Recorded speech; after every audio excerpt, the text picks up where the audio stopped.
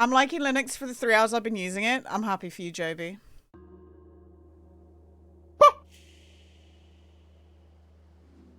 Wait, hang on. Sorry, I can't mute this bit. Are you ready, guys? I can't cut it off for you there. But it was not your fault. But you ready for the esoteric Ebb? Nice.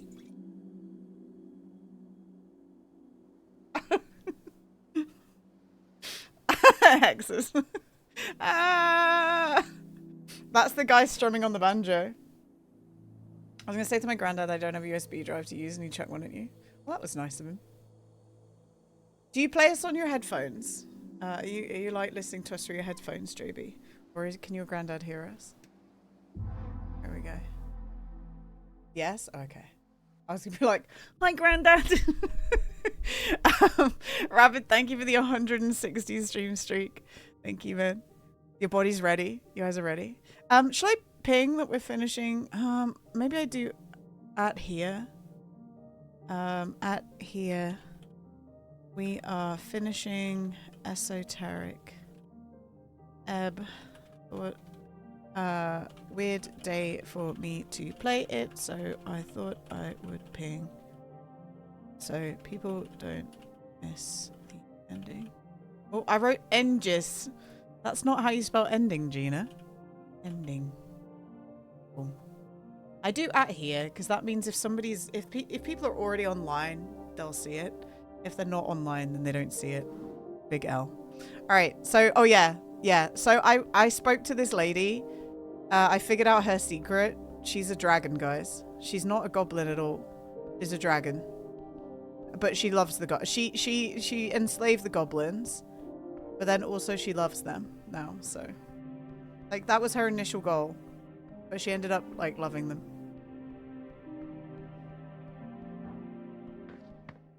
And I found that out by looking at her really closely, which is why I have all this outfit on, because I needed to wisdom max so I could pass the check. Also, at the very last moment, we learned how to speak with animals yesterday, guys. So, fucking hell. Like, this whole time, we've been going without speak to animals, and we finally learned it right at the end of the game. Alright, hang on. I don't want to look like this. We gotta look cool for the cutscene, guys, okay? That's our OG helmet. We need our OG helmet. We need Meek. Where's Meek? Meek, where are you? There you are. Let's start with a seagull.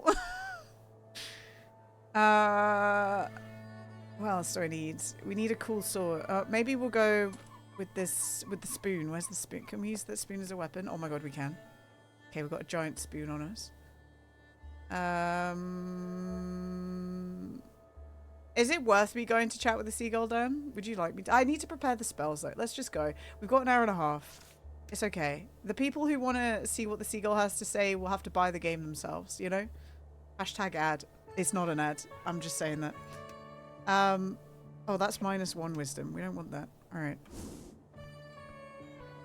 Okay, so this is what we did. Begin the process of entering. I'm just gonna flick through it a little bit because we've already done this. We're gonna use a Sphinx attuned gemstone. And then we're gonna rest. Sorry. Alright. Complete your free long rest. Alright, you guys ready? Y'all ready for this? You close your eyes. You feel the pillar rising up above the clouds beneath the earth, piercing the veil of something beyond. You are ready. Snell takes a deep breath. Use the gemstone. Holding out an emerald, it does not appear magical. It does not glow, nor show any type of esoteric tingle, until you bring it closer to the surface of the pillar. Touch the pillar. Oh, I need to move my cam. Fuck. The game let me...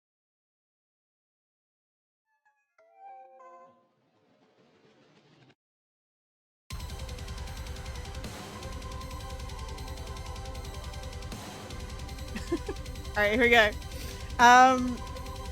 You saw the air careening, deafening and silent, profound and debauched. It does not stop. Do anything. And you join in further. Attempt to move. In the direction of out. Try to scream.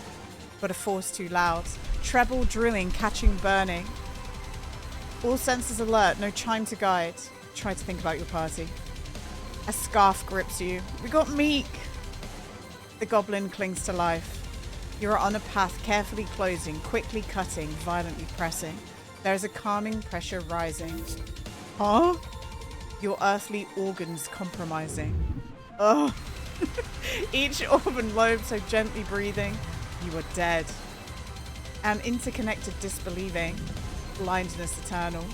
Everything's failing, by the way. I think it's on purpose. Just like a bell begin to ring. Oh. Oh my. Wait, charisma succeeded? Good job, charisma. The path of yours is just a string.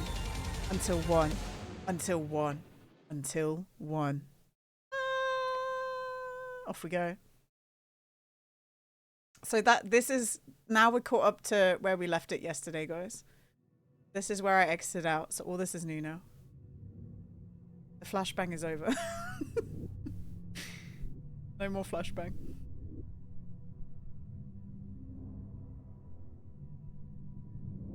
There's our spoon.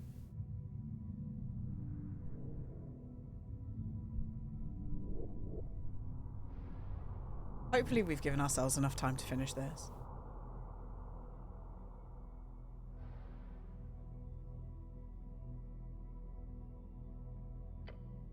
Endless. Look around. There is nothing. Look below. Water? No. It's an esoteric substance. Philgaston. Look at yourself. You are whole. Thank God. But shaken. Pure disorientation in this dark place. What did Master do? This is... The scarf crawls back into itself and does not say more. You must begin. Seek what you're meant to find. Where am I? Alright guys, we're in yours crossroad. We're just in the goop.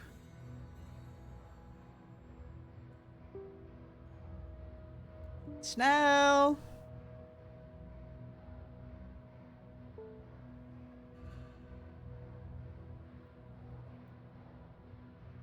Etir! Oh, we've reached the edge. Have we? No. I like that the time's still passing. Shit, shit, shit. This was a terrible idea. Hey, at least we got the spoon, right? We took this spoon from the hag yesterday. And she said we could have the spoon. And then we stole the spoon and we got told to not be weird. Focus, whatever's out there, you can negotiate with it. Everything wants something. There's always a correct choice.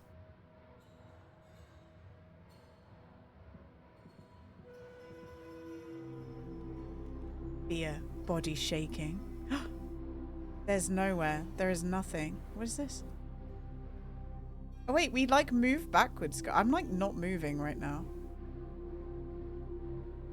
The senses pick up nothing. It's confusing. Your mind can't quite grasp it.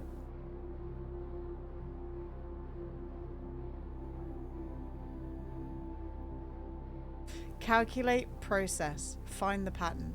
You know the beyond defies all logic. It is pure esotericus. You alone can conquer it. This is the end. You are not strong enough for this. Alright, why is he always sad? Hey! There was a person. No. Not again. We failed a strength check. For fuck's sake. You are a disappointment. Oh my god.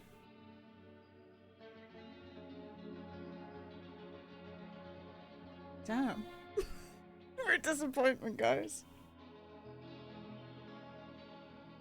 Are we about to like embrace all of our different personas.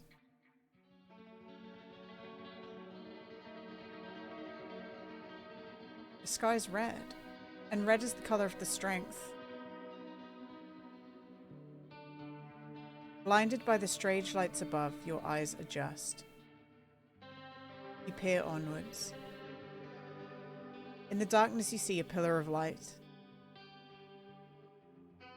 Something beckons you forth.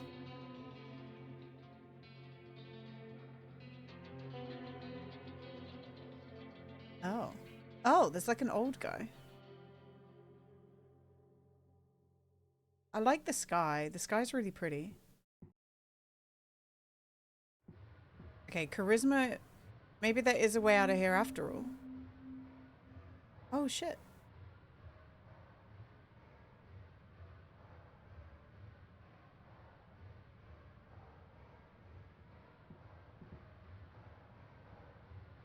Oh, here's the statue. Okay, we get up here. Oh.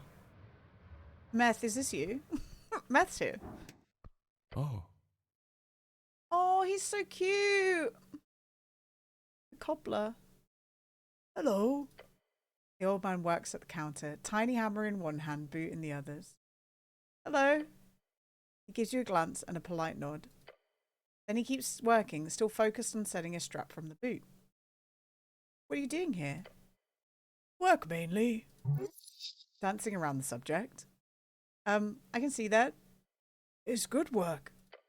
As long as there are feet on the ground, there are shoes for tending. That's what my father always said. Bye, JB. Maybe you can get some actual info if you play along. Make some small talk. Were you close with your father? The old man looks at you, adjusting his glasses. That's a difficult question, but a good one. He grabs a tang to rip some leather off the sole. I think the best thing I can tell you is another saying of my dear old father. We're nothing but the worst parts of our parents, with a splash of random ego. With a smirk, the old man then leans in and says, he read too many books. Damn, that sucks. We're the worst parts of our parents. Fuck. What are you working on? A Legionnaire's boot. Not the enchanted kind. The one wouldn't fall apart this easy. It needs a sole replacement. New studs and hobnails. You know much about boots? I wear them. He looks down at your feet. Of good standards. Yeah, of course. What else? He points his hammer at you and says, You know those. They wanted to send you out in nailbacks originally. Nailbacks, could you imagine? Blisters, blisters, blisters. A boot enjoyer, this one. Guys, any boot enjoyers in chat? No? Such a shoe enthusiast. The old man shakes his head and clicks his tongue. Thanks, Tills, for stuff striders. Interesting. The old man speaks of Old God. Yes, from before the journey west. Till? Which god was that? Who are you voting for in the election? He keeps working and won't answer your question for quite a while. Then he mutters, There's no perfect choice, is there? Vote for me, I'll be your God King Wizard if I ever get out of here. That's a very big responsibility you place on your own shoulders. Are you sure you want this all for yourself, the burden of it all? Hi, Bomitron. Enthusiast. Oh my god. Of course, I deserve that power. Perhaps you do, though it seems power usually falls into the hands of those who do not. He smiles. Who are you? Nut, son of Toke. That is my name. He keeps on working on the boot. It's time to inquire. Why are you in the beyond, Nut? Oh, I died. I've been here for years. You're dead? Everything here is not so material. You included if you stay so long. Pulls up the boot, looking at its bottom with one eye closed. It's a tunnel. A right-going way heading straight outside. I've been left behind for a bit longer, though. Just a bit longer. So that's why you're so ominous. He lets out a coarse laugh. You have a way with words. The old man places down his boots and hammer, gently as if placing his own child upon the bench. Ran, Cleric. He is not evil, nor are his hands clean. I cannot speak with him myself, sadly, so I ask of you, please, Please, handle it with heart and grace. He's here. One you're looking for. He's here? By the stairs, yes. Go to him, before it's too late. The old man points to his left. You have 1,000 questions for this shade of man, but your mind, it just won't allow you. Which is very ominous. Ignore the ghost. You've got work to do. Thank you. We can behold him. Ooh. Okay, well we didn't win the check. There's a sound in his voice, the type born from years of watching your children go astray. Okay. Alright, I guess we're going across the bridge. You see him in the dark. The last sun. Where's that? It is us! Oh my fucking god. Hello. Oh, sorry. I approached you wrong. Sorry. Oh, it's Gorm! What the fuck? Greetings, brother. Wait, are you... He bows before you. My name is Gorm Scattleman, loyal servant of Earth. I need your help. You see the writhing corruption upon his arm. It causes him to shake. So that's the missing paladin. He appears sane enough, somehow. So that is how it is. Wasn't a rogue spellcaster. A rogue paladin.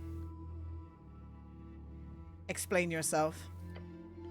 The paladin performs a perfectly executed fist on chest salute. As he does, you notice the longsword sheathed at his hip. It's not particularly sheathed, is it? that's like straight out, bro. He does not see you as a threat. The state has fallen, brother, he says, and lets out a crackling cough. In my grief and anger, I have made some egregious choices. Are you talking about the tea shop?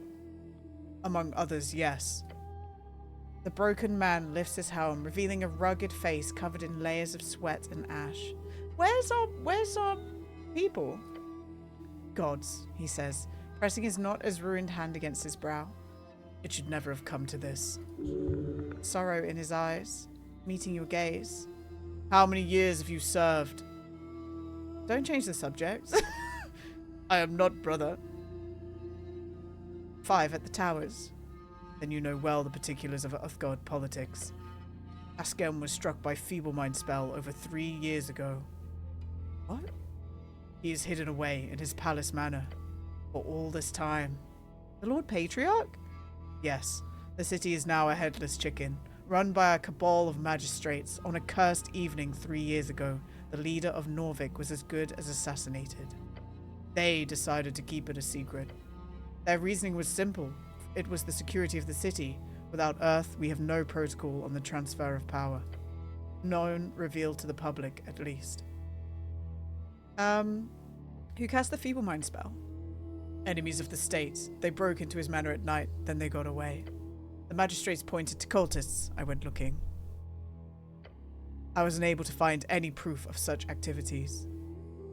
What do you mean about the transfer of power not being revealed? It was kept hidden. What was? Earth's legacy, his instructions. The magistrates and the Lord Patriarch were provided with guidelines for the eventual death of Askyam. Tell me now. He grabs his corrupted arm to stop the twitching.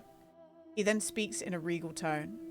Upon the death of the behest of his lordship Askyam, a provisional government will be declared.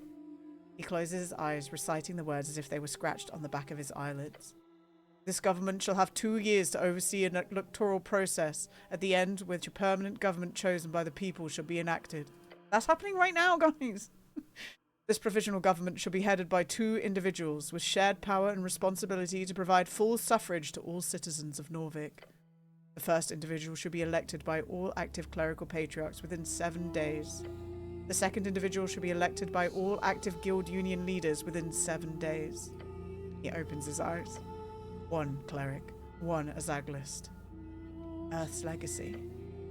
If either of the provisional electoral processes fail, the individual will be chosen via random lottery at the end of those 7 days. Wait, that means we can be in power, guys. Random lottery? Is this a jest? He coughs. The instructions included more details, of course, but this is what Earth wanted from us, brother. This is what Askam wanted. He was going to step down, retire, to enact his final will of our glorious god. Oh shit. That is why they feeble-minded him. They could not let Earth's will pass. They could not let go of power. Those corrupt bastards. Wait, why should I believe you? Glanced his corrupted arm. He let out an exasperated laugh. I ask myself this often these days. Know this. I read Earth's legacy, his last will over a year ago. Askam was targeted 3 years ago, right as the election began taking shape. Think about it. If a cleric and a Zaglis would be put in charge of the entire electoral process, who would lose? Who possibly would want to avoid such a scenario? Don't say anything. He gives you a very tired look.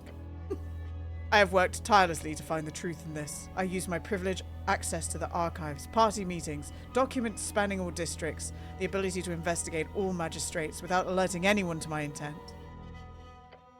It turns out the answer was not so hidden. What did you find? All magistrates have deals with the Ascani Reeds Trading Company.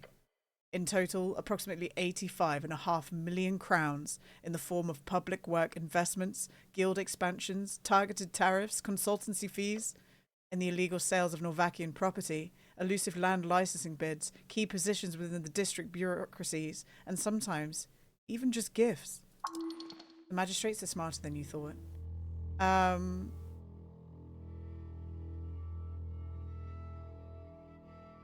They're creating opportunities for foreign investments. That's a good thing. Argue against him. So they're selling like public property away, right? Do we like that? We don't like that, do we? No, we don't. That's horrifying. Yes, it is. Brother. Brother! Oh, fuck. Oh my god, it's Hulk Hogan. His eyes flick to his arm, his face contorting in a painful wince. I know well why you're here. I am responsible for the explosion. He admits it. There you go. The elf, she. Gorm lifts his head. He places his hand upon the pommel of his sword. Oh, right. So, you know when the elf said, we caused the explosion, is because this guy was wearing a cleric helmet, right? Well, he's a paladin, but he was wearing the same helmet as me. So that probably is why she thought it was me. Right? Maybe not. Maybe there's a twist, but who knows? You killed her? Arguably, yes. Arguably? I should explain. The party of Norvik has been entirely corrupted by crowns and foreign interests, he scoffs to himself. Our city, sliced up, auctioned off. Why didn't you speak up? Break your oath. People would believe you. They'd trust you. Brother, my oath is not one to be broken. I swore my life to the party. A life oath? Why would you... If I spoke to the press, if I spread rumours, if I so much as mentioned their foul play to a beggar on the side of the road. He laughs. My body would reject the words, as my soul would reject its vessel, my life forfeit, to the whims of this fallen city. His head falls, his shoulders heavy. Wait, so do paladins just fucking die if they break that oath? The burden, the weight of this curse. Oh wait, is that why he's... Oh, is that why he's shriveling up? Nevertheless, a real man would have been able to break it. Lifting his head, his jaw clenched, one hand gripping over the other. I should have been able to. The fact that he's telling you this tells you his soul is already lost to the Dominion, to the beyond. But here you're free to speak. Yes, the oath is not broken. I can still feel it. But here, Earth does not watch me. Here, he does not see what a monster I've become. That's not standard oath behavior. I wish he never does. What did you do? He lifts his mutated arm, the flayed skin pulsating around vein-like tendrils. I sought out the aberration. We did that, didn't we, too? Oh, wait, we did that, didn't we? We all know he was there. Everglad was never considered a threat, down in the flooded temple, nor were his warlocks. I did not imagine he would so easily give me everything I needed. Didn't we agree to a contract with that guy? Let him speak. Terrible, terrible power. He clenches his mutated fist. A god never dies, brother. They simply fade from our world. That much was clear. When I watched him go, that means with enough power, with the correct esoteric ritual. Well, that was a big goopy guy in a flooded like hole, JJ, and he said sign this contract, and I was like, okay, I can return him to material reality. He takes a decisive step forward. I can bring back our god. The nature and rules of walking gods are not strictly defined in any academic circles. Be wary of anything this corrupted paladin tells you. You want to resurrect Earth? His face grows dark. I can bring him back. You can smell the hubris. 1,400 pounds of silver, branches from 5 trees grown on the soil of his birth, diamonds carrying a worth of 100,000 crowns as per last material break. And Paladin bites down on his words. It's all ready. I have it. An overwhelming value even for high-tier resurrection. For a god, this could very well be a reasonable material cost. What was the fourth thing? The fourth thing... He didn't say it, right? 400... Is the fourth thing me? Do I need to die? What level is this spell? I don't know. 10th? 11th? The return of a divine spark. Yes, that should probably be above 9. However, the fact he does not know such a basic component tells you everything. Hi, Commodore guy. How much you saying it would even work? A vision, brother. I know this is far-fetched, but here in this beyond there is no limits to spellcasting.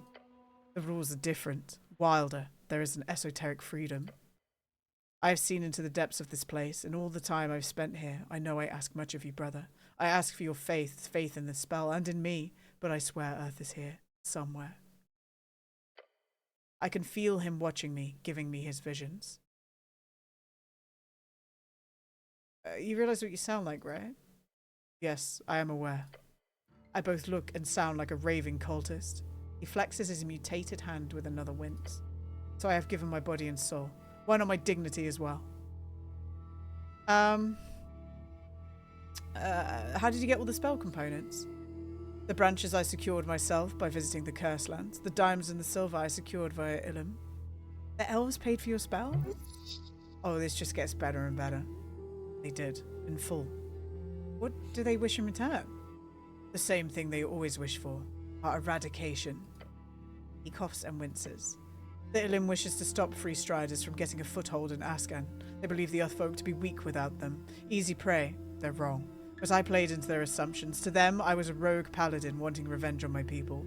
One who needed funding to establish a network of dissidents. After a few favours, they gladly provided me with the silver, the diamonds, along with an agent to plant the necklace of fireballs. You brought the necklace of fireballs into the city? Yes. I signed the paper to get it through customs without inspection, and then it landed in the hands of an elf. Pinjathina. The elf in the tea shop? Yes. He looks off into the void. Under the temple? Well, the elf did exactly as her masters ordered. She took the necklace from the shipment in Waterlane, and then she made sure the box was stored in the space underneath the temple. So they were supposed to blow up the temple, but the tea shop got blown up by accident, guys. Under the temple? There is an old tunnel there, used as a stash by the tea shop owner. Pinjathina made sure the crate with this hidden necklace was stored inside. It was supposed to stay there until the election. At which point, you would remove it so it wouldn't explode, right? The paladin twitches his hand. The paladin twitches as his hand appears to tense up. What did you do? Everglad whispered in my ear that morning. She told me the elf had set up a meeting with a Free Strider agent. I intervened. I entered the tea shop from Pillar Crossing, past the tunnel. I found her sitting in one of the booths. She had the necklace of fireballs in her grasp. The elf was planning on selling it to make an escape for herself. I don't blame her, but I could not let her take it. The thought, the possibility did not cross my mind. I cast Charm Person on her, though I had forgotten how the elves ignore such effects. Paladins are the same. They never think before they act. She reacted violently, threatened to blow us both up. Again, I do not blame her for this. Before I had a chance, before I figured out what to say, I saw it in her eyes. His gaze, no longer focused on the void behind you, now pierces your eyes behind the helm. She had already made up her mind.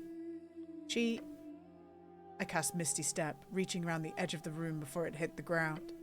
She was incinerated instantaneously. Me, I made it out with seared flesh. He closes his eyes. She did not suffer, for what little it's worth. No, she did. Blue flames, a heat and blast so wild consciousness is drained from the shock itself. She did not feel the fire, but she felt everything before. So, okay. So she blew herself up just to get you? In vain. A waste of life. You know, in a different setting, in a different time, he would have added, even for an elf, at the end of that sentence. A waste of life, even for an elf, damn it. But why did you need the necklace so much? What were you planning? The paladin looks at you with dead eyes. Your gut sinks. It conjoins with twirls among the eternal waters, words spoken by the gruff man near breaking your resolve. There is a fourth component to the spell. Stare at him. One final sacrifice. Of course. The cost of a god's spark. What's the final component, Lord Gorm? He does not meet your gaze as he says, the true souls of 27 of his believers. What? One soul for each year since his fading, forcibly taking into the beyond. Oh dear gods. They will be channeled here to this exact corridor upon death, at which point the spell will be cast and Earth will return to the rest of his people. He closes his eyes and mutters a few words to himself. He what?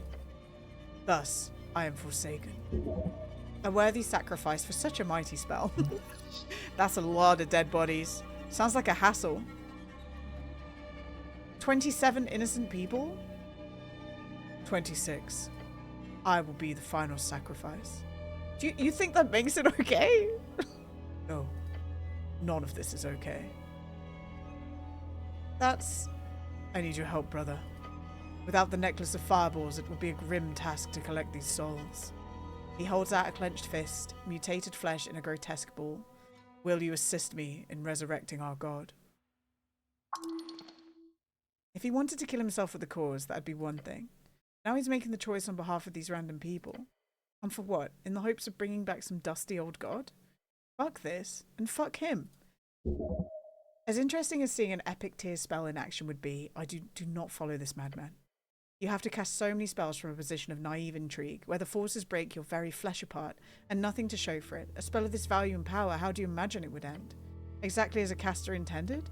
Do not follow this fool into his demise. It's impressive, really. You have this crazed maniac of a paladin, ready to perform mass murder. But listen to him, he's so assured in his own righteousness, he profoundly is up in his ass. But the very road to the deepest hell will become flooded by his massive tears, once he offers himself, of course. Until then, he is your problem. Choose your next words carefully. There is no one here to save you. And if you make a shitty choice, you'll have to live with the consequences for the rest of your life. Ah! Oh no! No pressure.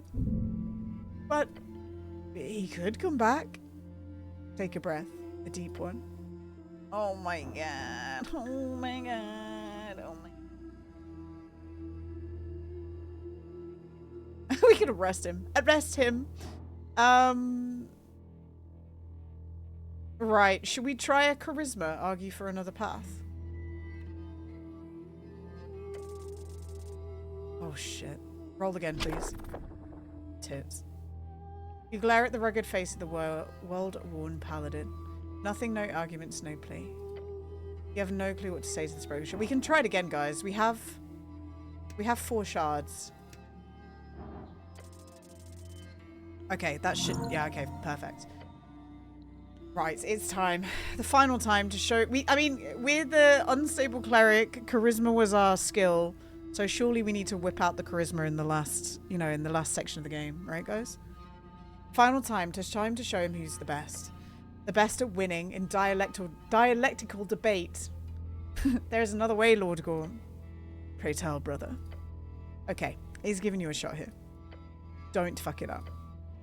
I have spent countless nights arguing with myself, thinking over every possibility, every action. If you have a solution, I would love to hear it. Okay. Now that I know the truth about the Magistrate's coup, I will help you spread it. We can still enact Earth's will. Hi, Clon, what's up? We can fight back, create resistance movement. What if we find a cure for the Lord Patriarch? What if we ask people nicely to sacrifice themselves?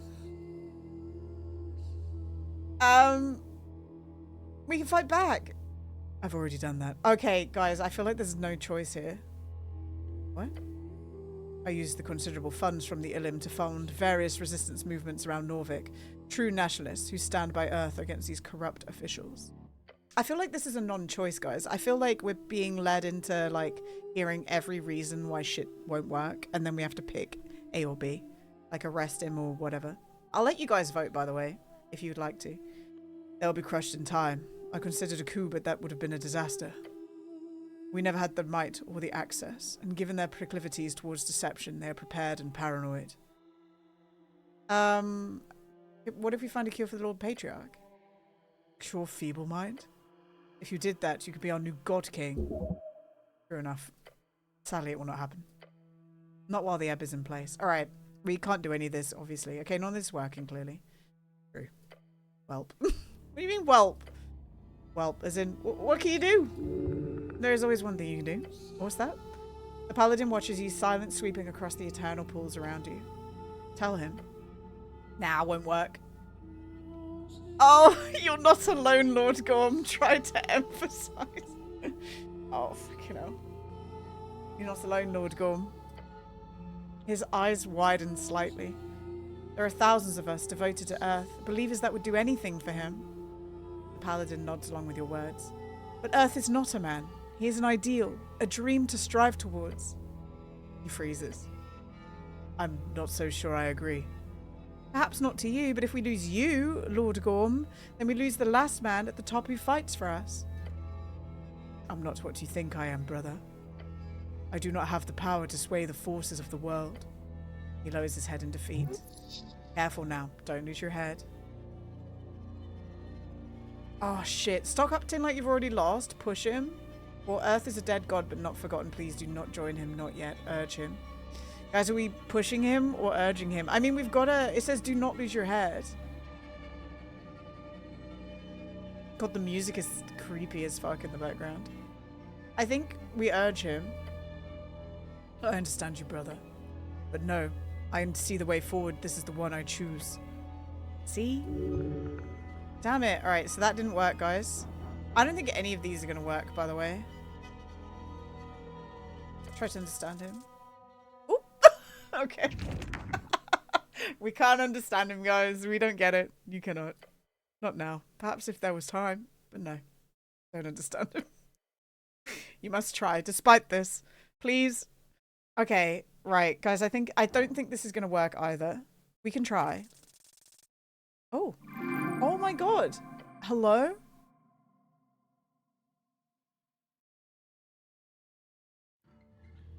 The paladin is not broken. He knows exactly what his god is. This is the horrid truth, one deeply ingrained into his body and the skin and the muscle tissue of this broken man before you. This is a man who is throwing away everything, including the love of his god, for the purpose of reaching a better world. You can see it in his eyes. It is written in his flesh. The grandest thing a good man can truly sacrifice would be everything that makes him good. Gorm believes that somehow he knows in his vision-filled skull the string will lead to a worthy end, but he does not know anything. He has faith. Faith in Earth will set his wrongs right. Exactly. Lord Gorm. Brother. What this paladin does not understand, however, is that the most awful truth of all. I hope we've made it clear our gods never wanted us to pick up after him. But his sacrifices, with him gone, someone else has to keep giving. I am not only willing, I am ready to. Speak. You fool! The paladin glares at you with wide eyes and open mouth. You dare place your burden upon his shoulders? Anger flashes upon his rugged and quite hairy face. You are no monster. You're a child. You, a child running to his tired father. When the going gets tough, a father who gave him everything. Gorm knows this. The intense rage now building in his chest is proof enough. He grips his twitching arm. Anger comes only for a sense of injustice. When faced with unwanted truth, a man's ego will bring him to fury. It is only facing that ego, in breaking it, that your Lord Gorm will be redeemed. Yes, our city's falling. A corrupt cabal of magistrates bringing everything to ruin. I see that. You've dealt with it alone for decades, shackled to your duty. They threw away his legacy. Words spoken through tremendous temper, teeth clamped down, voice low. The insidious force of reeds. They cannot be stopped. They cannot be... I never saw him. You did. So tell me, did Earth ever tell you to always rely on him? The paladin lifts his chin and glares at you.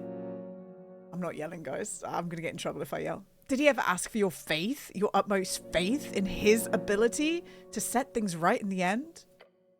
He opens his mouth to speak, yet nothing comes out. Push him. Did he? No. The word snakes out of him, his face growing paler by its presence. I only interpreting what I read, but I assumed he asked us to be men. Oh god. Oh no, I've clicked the radicalized approach. Oh shit. Real men who would make it through every horrible challenge, every lonely night, every excruciating humiliation. He is. The paladin cannot form the words. He is left standing on the brink, in silence. I don't believe Earth taught us to kill ourselves so he could put the world right. I don't believe that for a second. He shuts his mouth. He does not look at you. What did he teach us, Lord Gorm? Sacrifice. He taught us to give everything to set the world right as we could. Is that not what I am doing, brother? You're sacrificing your goodness for what? For an even heavier burden to be placed upon him? Even if everything in the spell goes off, with every esoteric mishap ignored, and his divine spark returned to the coast, Earth would be saddled with everything you leave behind. That is not... He would... Alone, Lord Gorm. He would be alone against this terrible fate. The paladin stares at the reflected stars beneath his cape. You. Alone. Even the gods cannot destroy the horrors of the capital. Lord Gorm takes a crackling breath. His mind is racing, his pain is growing, but he listens. Wait for him to find the words. I am bound by duty above all. He covers his face with... He's put his helmet back on! With trembling hands. The last flash you see is tears upon his dirty cheeks. Guys, we actually talked this guy down from killing everyone. Sick. I have never known a life beyond this hell. My lord often spoke of probability. He saw them through his divine visions. Yet he could not tell me of my chances in this life. He could never tell with me, but he often asked me about my thoughts on risks. On how much I was willing to gamble, to sacrifice, in order to protect those who needed it the most. He always told me I was reckless, because I would always go for anything over a 50-50. Uh-oh. What are you doing, Lord Gorm? Uh-oh. What do you think the odds are? Uh-oh. What do you think the odds are on your spell working out? I was hoping for 50-50. But only Earth would know for sure. Lord Gorm places a hand upon the pommel of his sword. Most things in life are 50-50. It's our duty to lower the risks. His voice crackles behind the iron. Those are his words, written and spoken again and again. His mutated twitching hand on the grip of the legendary blade. I have failed, as a man and as a son. You can be redeemed, Lord Gorm. You can come back from them. I am far too gone. My body has been breaking apart from the moment I chose this cursed road. He's gonna off himself. Is he gonna seppuku? Oh no, please don't kill me. I love his sword. Tell me, brother. Are we gonna become a paladin? Are we getting knighted? Oh shit. Tell me, brother, what is your name?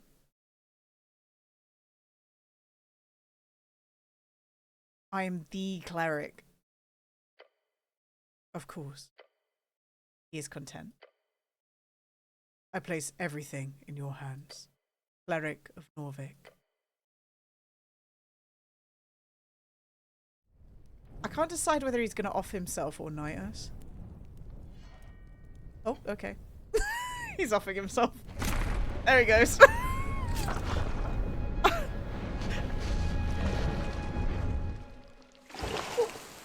I like that I moved my cam and the game has now just put Ran underneath my cam. Like, we thought this was a safe space, guys.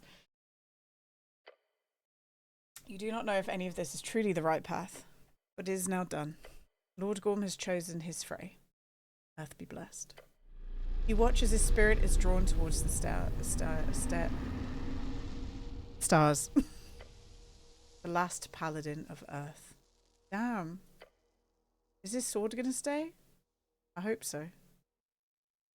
May the string forget his failures. Though he will not be easily forgiven. Here he is. All right, sick. You missed everything, Snell. Cleric? Ah! Your companion is winded, his face glancing from side to side in the darkness. This place is fucking awful. Feels like I've been running around for hours. You okay? Slinging his hand ready for a fight. What did I miss? You're late. He looks around. Late for what? Does that mean... He gestures forward. Lord Gorm is dead. Lord Gorm, the missing paladin? That makes a lot of sense. So he blew up the tea shop? The elf blew it up, Lord. I will explain it to him. His eyes lit up. Oh, right. So it was a conflict? Gorm was part of a plot to blow up the necklace during the election, as was Pinger. Right. But Gorm was only faking it. What?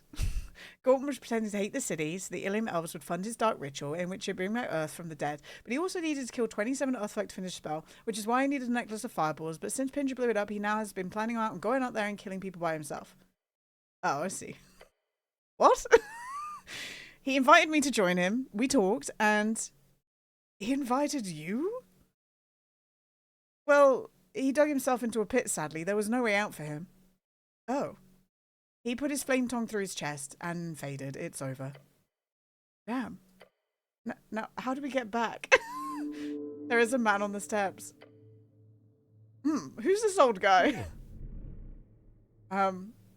Breathe. It's finished. You have chosen well. The old man puts his hand behind his back. Before you go, I'd wish to have a few words with you, but no hurry. Time is still now. Stare at the old man. You do not lose anything by taking a short rest, I assure you. Wait, did I just D20 the final encounter and just fucking slam it? Did we just fucking... The strength is our weakest skill, guys. And we've been failing strength rolls throughout this whole game. And the one time we do a dice roll for strength, which was a 21, which we were never going to get, we rolled a d20. That's so stupid. Are you serious? He smiles. You know who that is? This will be an interesting conversation. Is that me? You are not yet done. Breathe. First breathe. Guys, we need that sword. That's mine. Yoink. Oh my god, it gave us strength. We've got to put that on our back, guys, so everyone knows that I'm the paladin now. It's not glowing anymore, though.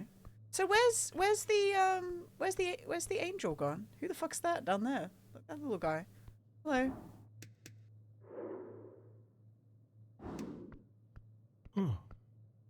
The timid man greets you with a lowered head. Hello. Were you watching? I was. Meets your gaze. This road has been terrible. All due to my negligence. Is he the creator, but he's like the cobbler? Eyes filled with regret and confidence both. Why is he talking like he's the one who you really know? You know this guy? He wipes some dust off his apron. I ran into before, he's a cobbler. Right, a cobbler. I'm sure there's loads of shoe emergencies out here. Shakes his head. Is he going to be like the architect or something? I'm afraid there's no good way to put this, but I'll make it clear for you, I swear on it. Or is it Earth? There's no way. Don't be Earth. Are you fucking Earth? Don't be Earth. Well, you better explain it quickly. Not sure any of us should stay in this spooky hellscape any longer than we have to. You're very correct, Snell, he says with a smile. This place is bad for a man, brings him to face both his heart and even fouler things. I am not son of Toh. That is all I am here now. I was born in Dejik mid the early days of the First Coast War. Its chaos brought death upon my kingsmen. First? Due to fate or some other cause, I was granted audience with a higher power. An audience which left me with a channel of strings. A communion with an outer god. All I knew at the time was the inescapable risk of staying on these lands. This is Earth, isn't it? It's Earth. It has to be. Pushed to action by my brother Toll. Fuck's sake, it is Earth. Okay.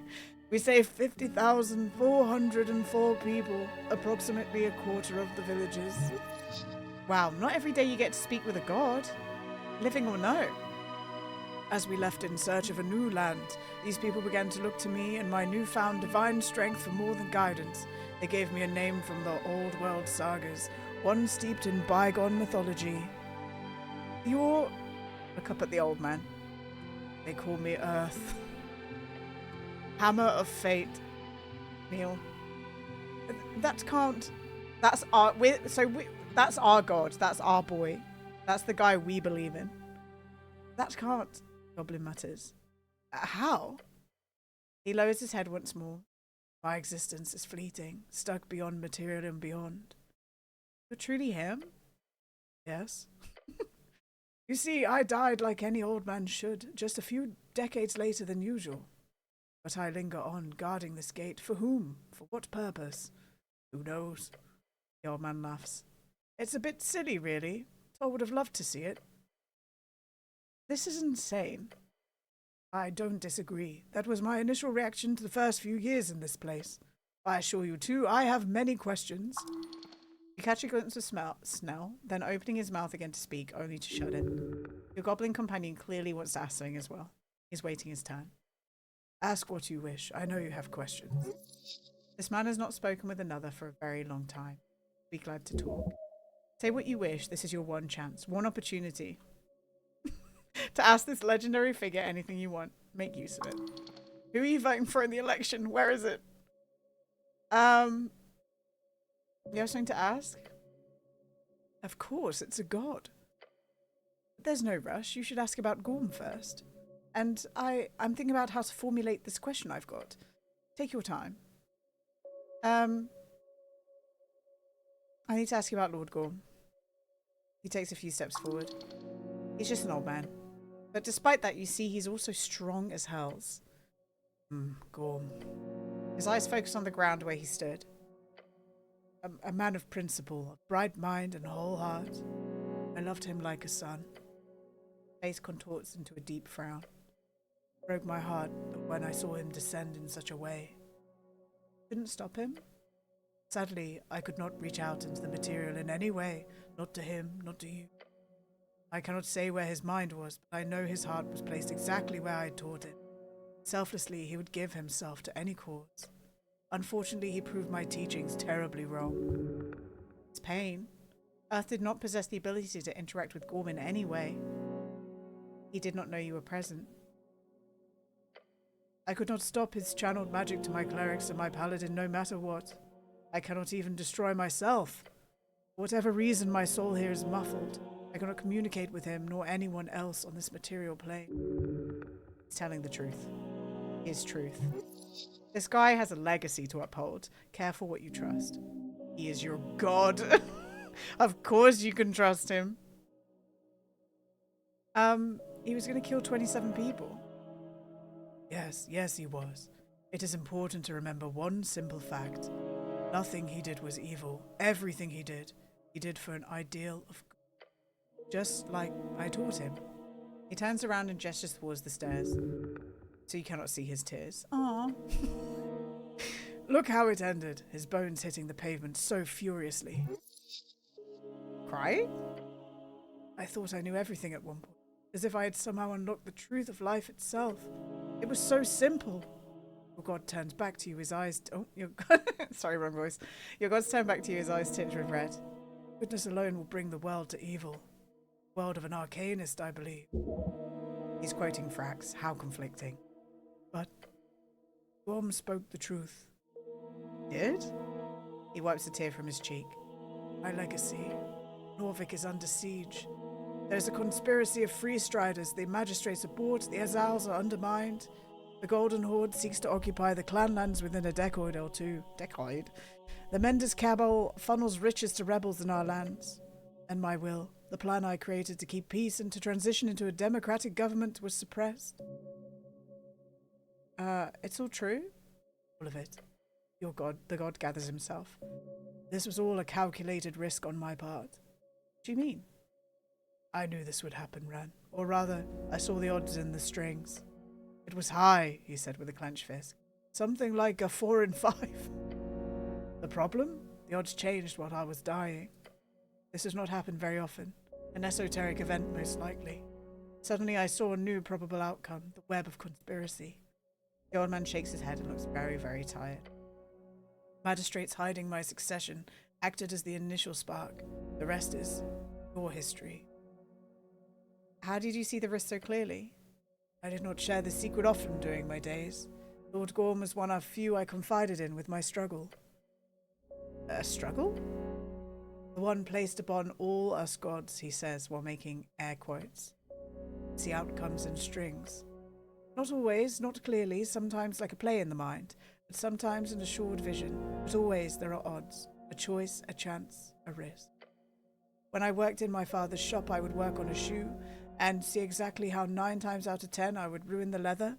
As I grew better, my skill improving, the odds would change. Soon I'd pick up a boot and see 2 in 5, then 1 in 4, then 1 in 10. Sometimes I'd still fail, but seldom.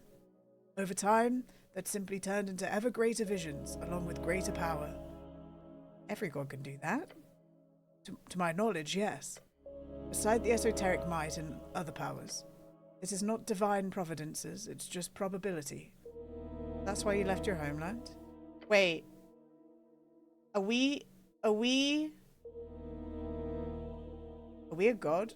Because we can see probabilities in the dice in actions that we take. And then we do a dice roll.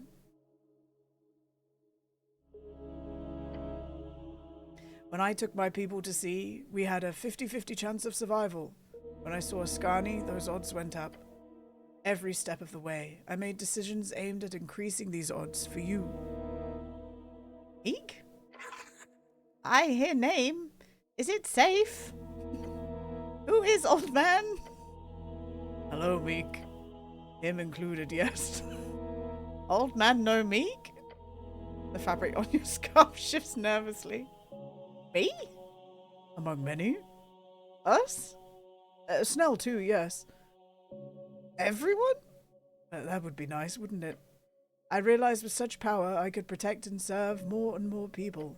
Yet at a certain point, it takes a moment. Where does my tribe begin? Who do I choose to define as the other? I had to choose. My choice was the Earthfolk and the exiled dwarves, united creed, bound by this great city we built. I focused on increasing the odds for that creed to ensure the security of Norvik and its ideals no matter what. No matter what, huh?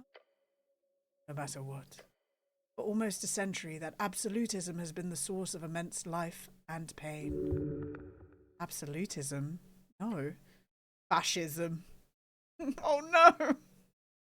Fascism, you mean? Maybe, he says exasperated. Maybe. That must have been difficult to choose between your people or violence. Difficult. More so in time, more so when the corpses began to pile up. Glad you made the right choice, though, Snell says and scoffs. Snell takes a step forward. If you had a choice. The old man keeps his eyes on the goblin and places his hands behind his back. Not with anger or sadness. Earth wants to hear him out. You're responsible for the genocide of my people. Yes. Hit Snell and then look at Earth. Oh, fuck. Yes? Just yes? Your god says nothing for a few seconds and then he nods. Every horrible thing you have heard, I did. He looks around the void. He clenches his jaw and clicks his tongue a few times. And then he holds up a finger. I have one question. I've thought about it for a while now, my whole life really. I need to ask it. I want to hear it. The goblin hesitates, then starts. Why didn't you just kill us all? His words leave a silence across the water. What a question. The old man furrows his brow. No, really? Why leave us in this half-life? Because what? What is this? He says, and pulls at his jacket. This? He slams his fist into his chest. We're not human. We're not dwarves. We're not goblins. Take away our language, traditions, our stories. You put us in these holes, expecting us to form into something suitable. But what is that? What do you want? Holy shit. To stand before Earth and yell like that, you really like this guy. You can see every outcome or whatever. Why the fuck did you pick this one? His words are dripping in sarcasm and rage. Wait for Earth's reply. Earth allows the goblin to end his speech, listening to his panting echo across the eternal waters. Then, without lowering his head or averting his gaze, he says, I was going to. I told myself every goblin in those red hills needed to die for the safety of man, that folkmord was necessary, that without clearing these lands entirely of these hostile natives, there would be nothing but... Writes down on the words. Nothing but perpetual war. After establishing Norvik, when the trolls were scattered and the coast was ours, I had left your people alone. I saw a guaranteed future filled with the inevitable clashes between goblins and humans. Those clashes would lead to more aminosity, more hatred, generation after generation, seeking blood vengeance against an entire people. It was one of my clearest visions, radical fanaticism, goblin armies funded by hordes of elven treasure, years of warfare in Verdun, trenches for miles, trenches, then more factions joining over time. I would risk another coast war, simply due to the fact that humans were never meant to live here. We were never meant to take these lands. Yet we did. I did. I made that choice, because every other meant the death of my people. In exchange, I doomed you all. Snell stared at him stone-faced. Okay, so we're fundamentally incompatible, and you took our ancestral homeland. Great. He rubs his eyes and takes a step away. He's trying to calm himself. You can get a question in the meantime.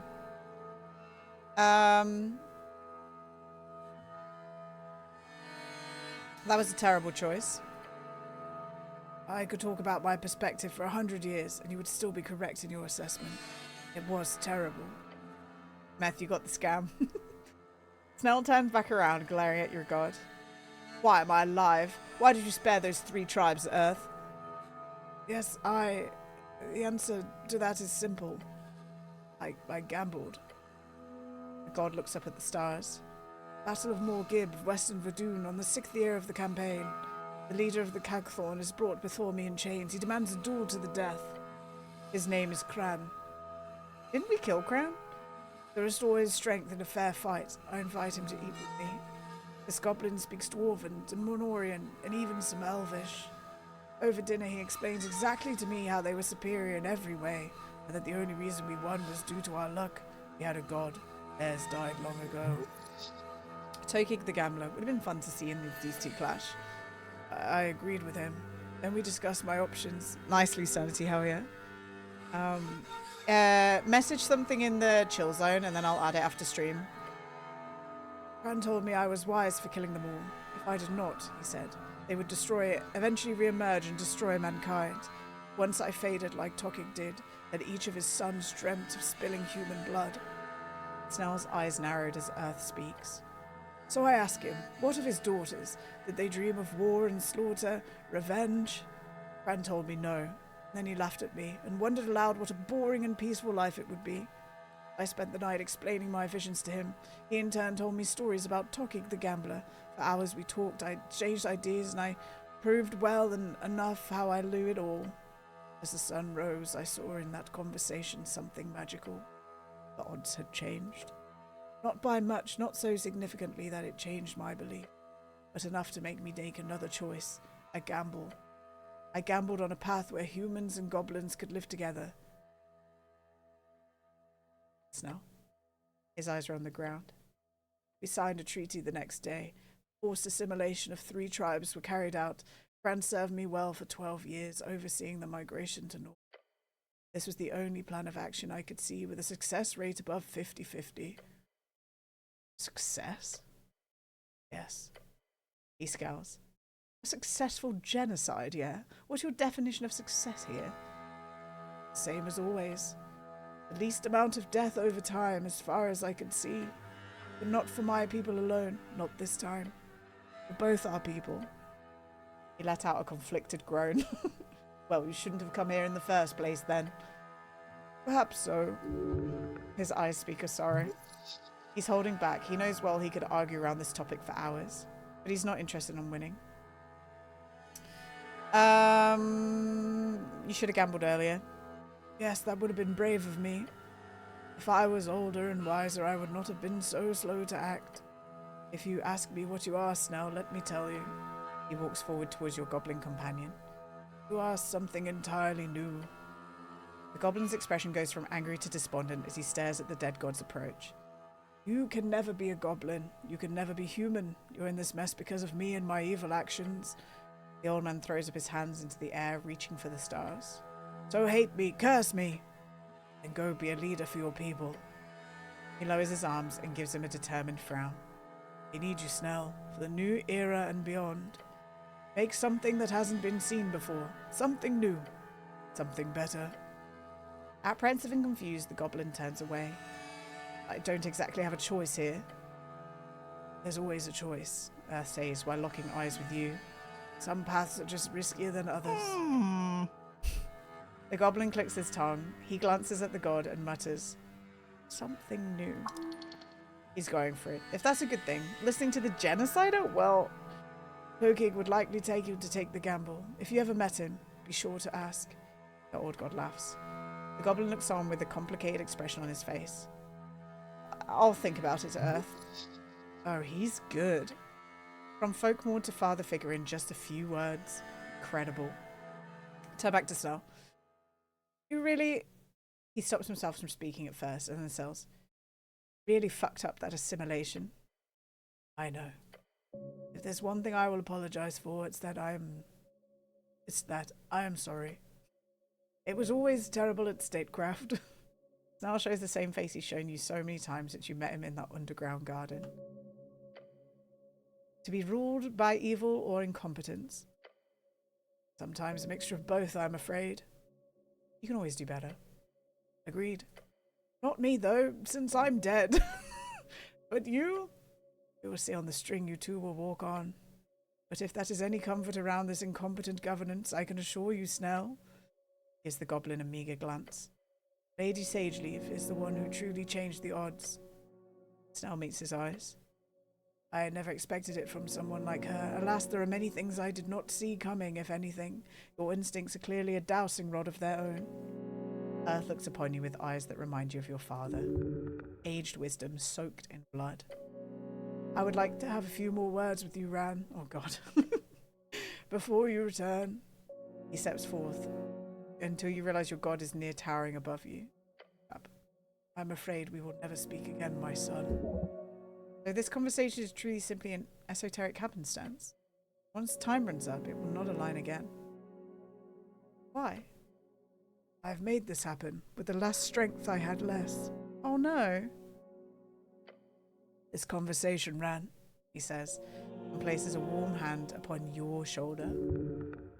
The only time you will ever feel his warmth. The last time anyone ever will. Worth everything. Just a cleric. Yes. Some might even call you the cleric. We're the cleric. Although, wizard might be more appropriate. A correct statement, despite his theological nature. And you've certainly been mingling with the primal forces a lot. If you want to be a druid, you certainly have my blessing. The god chuckles at you. What about barbarian? That could be a cool title, right? Oh, I would say any warrior in this wild band of ours could be called that. Although I suggest using your rage sparingly, anger always stems from some sense of injustice, meaning, as a barbarian, it is important to keep your mind as sharp as your brawn in order to understand where true justice lies in the world. Earth looks down. And the flame tongue. Keep it. It served me well for many years. Gorm would have wanted you to have it. Despite everything, he was a good man. Good man. Words cause you unease. Alignment is as subjective as your, nothing but intent. A man will see it all burn before he accepts utilitarian evil into his heart. The world will burn by the intentions of good men. God listens to the words with care. Is that from a book? I'm sure I stole it from somewhere. He lets out a short laugh. Well, I can assure you that evil men do a fair bit of burning as well. So in the end, maybe we should aim for a world with less tinder and oil. He takes his hand off your shoulder and takes a breath. See it? He's doing a polite minor gesture that indicates the chat's coming to a close. He's about to send you home. Where's the angel? The angel was supposed to join us down here. Where the fuck is the angel, guys? Oh my god, do you know what? Because I reloaded, I think it saved before we talked to the angel. I'm not sure. So she's just never been down here. Whatever. Can you see my future? Oh. It might be written somewhere, but I cannot see it.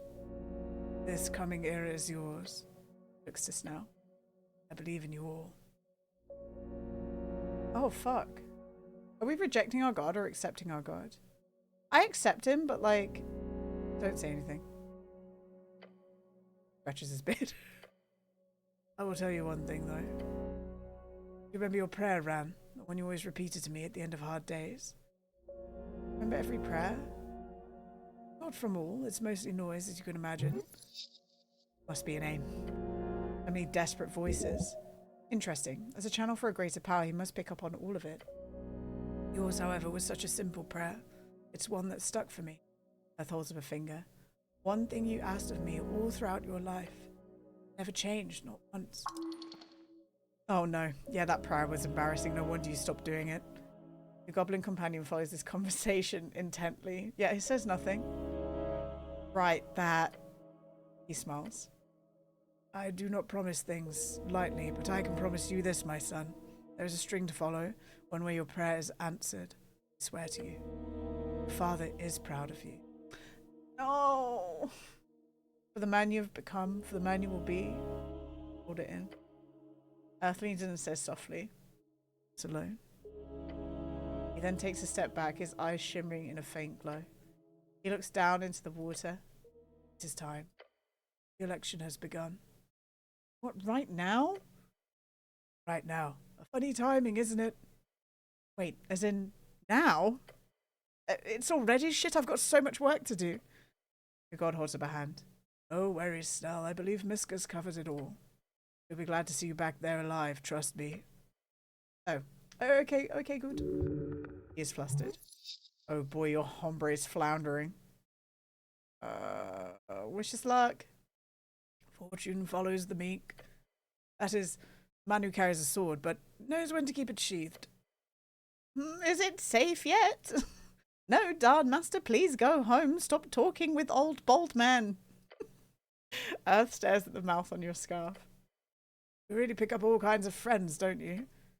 He touches his scalp with a laugh caught in his throat. I love Meek. Meek's the best. Old bald man. We're ready. The god holds out a hand. From it, a white drop falls. Ew. It hits the esoteric water below. Guys, we're going home. Whoa. Hold on. One more thing. You need to ask. My lord, before we go. It's my son. His voice echoes through the blinding light. What should I vote for in the election? You catch him by surprise with such a question. Fuck's sake. Through the light, you see a smile appear on his face, and he laughs. Your god lets out a loud and boisterous laugh among the radiant power of his divinity. Vote for yourself, why don't you? Start a new career. Yeah! Leave the beyond. Guys, you said vote for me. We're going to become the god king wizard of fucking hell. Alright, guys, do you think we can get through the election in 15 minutes? I fucking doubt it. Oh my god. Alright, here we go.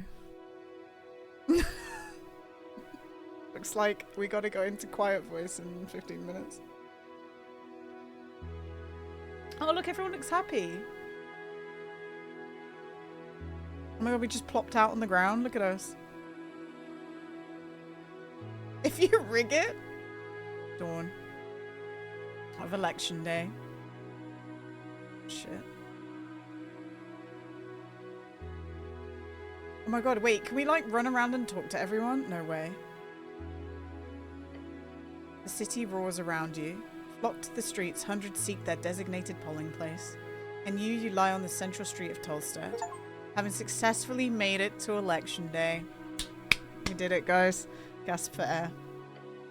And oh shit. I'm assuming you could just die, because like, why did we get an achievement for making it?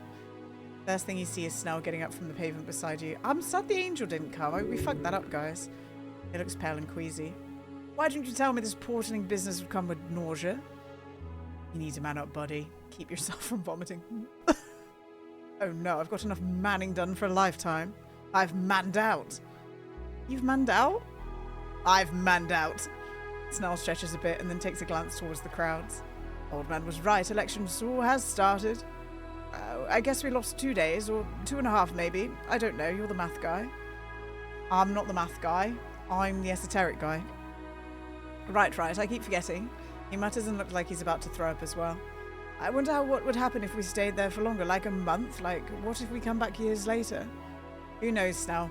It doesn't matter anyhow. We're back safe and sound, I hope. Yeah, I think it's pretty safe. The goblin takes a sight of election day.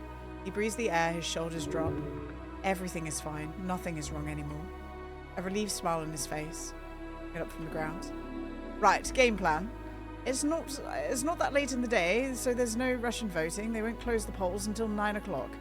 First of all, we need to report this to Lady Sageleaf, then I'm assuming you'll need to have a chat with Darrow too. Okay, let's go. What the fuck? Alright. Is Lady Sageleaf down below? I'm gonna assume we're like blocked off, aren't we? Oh fuck, there's that guy. Ah. Kraid does not often visit city during day. Not so many good targets. A few, he says, and nods. A few. Kraid hungers. Relax, Crocodilius. Kraid is very relaxed human. The monster shrugs. For now, the hunt is sadly ceased. This election is not Kraid's time to shine. What are in those slug dogs anyway? The crocodile man stares at you for a moment, but then he shrugs. Depends. Kraid is master chef. Kraid makes slug dog out of everything. Exciting. Very exciting and fun. He grins.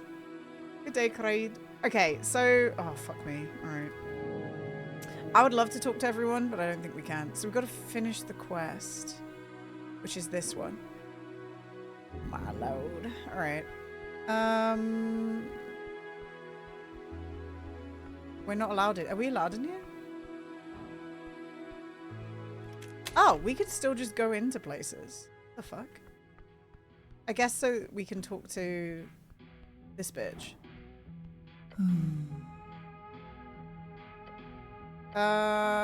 Okay, look, okay. Sorry, everyone.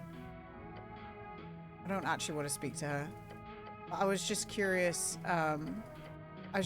like, if we could talk to her.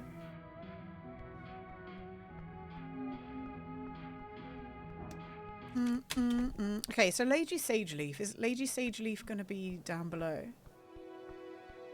That's the hag. All these people we met, guys. There's the griffin from down below. The Lady Sageleaf should be... Oh my god, all the bicycles are down here. Everyone's... Aw. Everyone's come with their bicycles. How the fuck do I... Help me. Oh, we never got a date with her. Okay, so you've blocked me off. Fantastic. So how do I find Lady Sageleaf? Got the lobster. Guys, I don't have talk with animals prepared. Sorry, everyone. I can't talk to the lobster. We never got our date, no. But we did get the date. We may have a date with the ogre. I'm stuck. Aw, he's here. The seagull's here.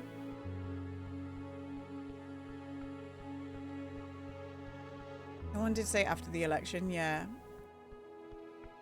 So hopefully that works out for us, you know. And we're gonna go on adventures with the adventure guy. Maybe Lady Sageleaf's inside. There's the guy. This is the guy we were looking for. Oh, here, here. Cleric.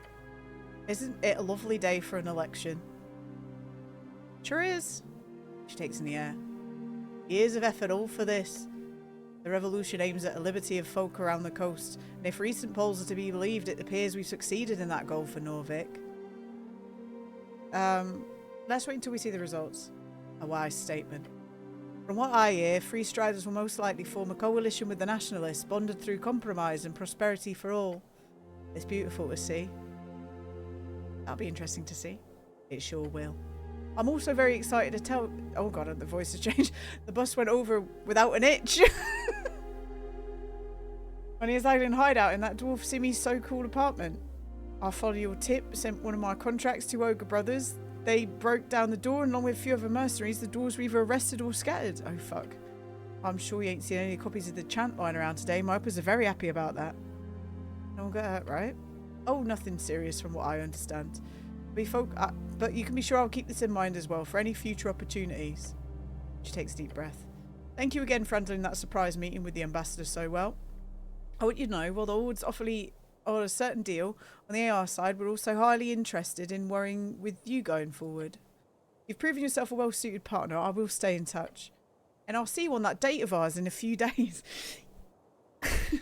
I'm thinking a nice dinner at the Flip. I'll let you know the details. Hi, Jin. Oh, no, we're going on a date. Oh, nice. You did all the work. Sweet. Oh, just let me take care of it all, darling. She smirks. Looking forward to it. Now, I've got a lot of things to do. It's a big day. She grins, her tusk gleaming in the sunlight. Have a lovely election day. Right, I think we just go up the stairs. Yeah. Going in. Going in.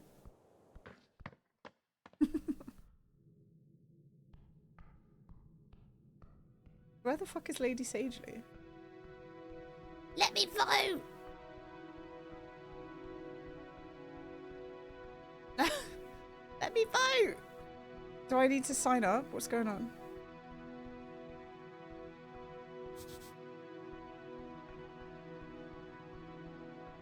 Am I stupid? What am I supposed to do in this game? Am I dumb?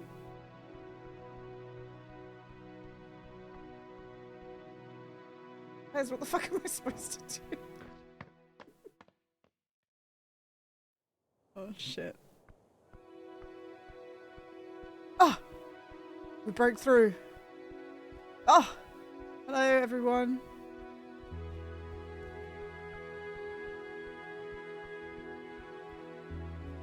She should have been down there with us. That's so annoying. I don't want to... Oh, he's run away. Come back. She was supposed to come with us, guys. Am I... Like, literally, what am I supposed to do right now? This was supposed to take... Look, I was like, oh, is this election day going to take us more than 50 minutes? I can't even... Oh, this is Cornlord Darrow. See, Cornlord Darrow is speaking to a brown-haired girl in a dress. His daughter. It's just an application. You know well enough how proud your mother would be if you were accepted, Freydis. I'm not going. And it's not just an application, Dad, for fuck's sake. You pretty much own them. He scoffs. And when exactly did I buy this university? The girl held out letters shaking in his face. Our name is on the damn pamphlet. Look, he says calmly. It's the best establishments on the coast, sweetie. You could at least visit before you... And then you notice you standing there, a bit too late. Yes, it's her. So-called assassin. Cleric. Frey goes wide-eyed, glancing between you and Snell. Anger? Fear? No, her eyes are screaming. Not these fucking guys again. Apologies for the swear word. Sweetheart, we'll continue speaking about this over dinner. Yeah, she mutters. She points two fingers your way when her dad doesn't notice. A message appears in your mind. Shut your fucking mouth and don't say anything to Dad. After saying the message, she mutters in an awkward, of course, Dad, before sending you one more message. Please. Good luck with your application, young lady. Thanks. We'll talk more tonight, Frey. The girl looks at her father and to you. Then she walks away, rubbing her eyes. The Coinlord cuts in. Cleric. He immediately wipes the dad expression off his face and gives you a friendly smile. I'm very happy to see you alive for one. Last I heard you performed some type of ritual in front of the pillar. You must have found proof of your rogue spellcaster hiding in the beyond, I assume. The problem is our beloved Lady Sageleaf was told everything. He takes a step forward and glares at you. He knows all the details of the tea shop and has already begun legal proceedings. I find that highly annoying. Coinlord looks at Snell. I believe your lady is well aware of the fact. Sure, he answers in a monotone voice. I'm mostly just impressed you broke an oath to do it. I wasn't even aware that was possible. I've been told it's incredibly difficult to perform such a feat. The earth was wrong. It was a break. Interesting. Annoying, but interesting. He sighs and rubs his temples, no matter what it is. And what it is a massive headache in the coming weeks, so thanks for that. Enjoy it. Quite adjusts his expensive robe and lifts his head, looking towards the pillar of yore. Now, your esoteric excursion. What did you find out there? The root cause was handled, I hope? I don't want to say that Lady Sageleaf is a dragon.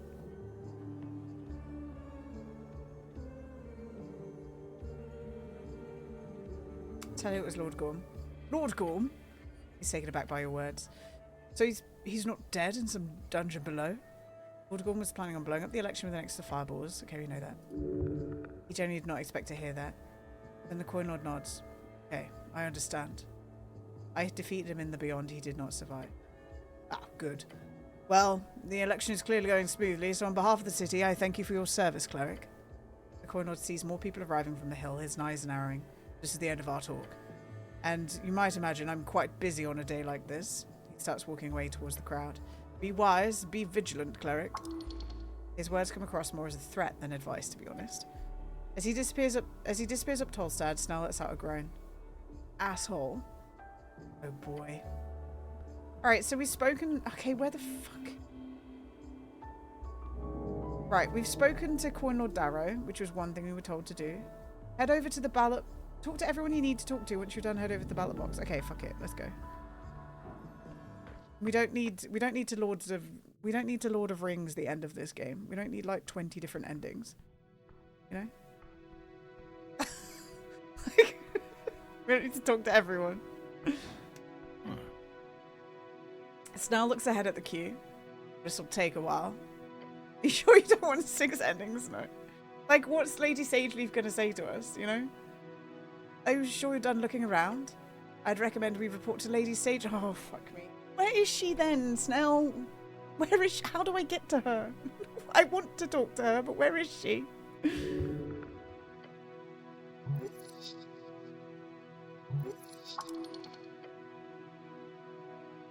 Oh, fuck, where is she, guys? Where's Lady Sageleaf? I'm doing it for Snell, okay? Where the fuck is she? Wasn't she on the pillar? Oh. Is she?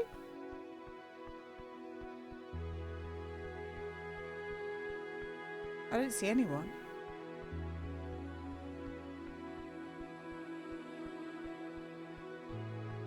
You mean down below? We can't get down below.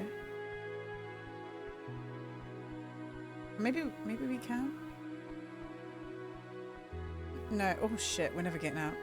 Was she with the goblins?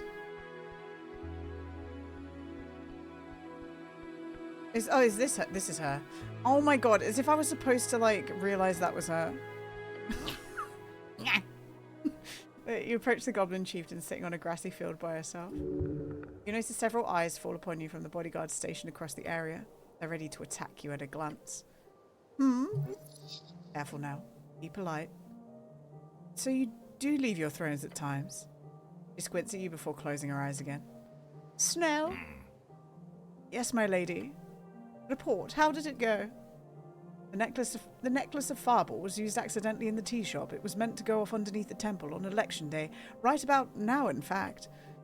She leans forward in her seat and glares at her servant.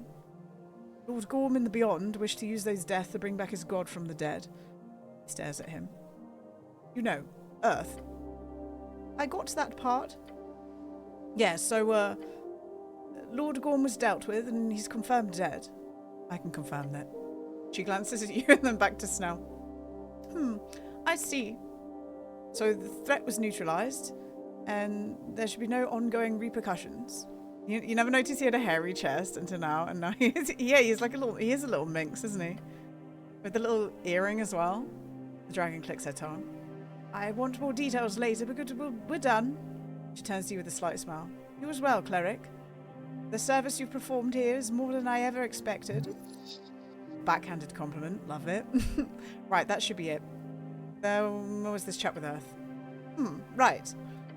Lady Sageleaf looks away twice before raising her eyebrows to the sky. A classic double take. Excuse me, did you say Earth? You handle that one. Yes, Earth lives in the space between. He's dead, but his spirit acts like a channel for magic. He's just there? Yes, or rather, he used his last strength to reach out this time. We had a nice conversation. A good talk. He points a finger towards Snell. I want a full report on this later. Of course, Lady Sageleaf. Then the goblin chieftain grumbles to herself. Esoteric bullshit. Agreed. All esoteric bullshit. Whatever. She groans. It's good to have you back. I'm at least very glad you did not get stuck out there in the void. And you, Snell? I'm very, very happy you made it out alive. You're my best runner after all. My lady. He bows. Nerd. Oh, and one more thing. Yes? You know I'm a dragon, right? He stares at her. Oh. She gestured lazily towards you. The cleric figured it out. So it was time for you to be told as well. He blinked twice. And once more. He struggles to find his words. I know you suspected it, but here. I'll confirm it for you. I'm a very old green dragon. He closes his slack jaw.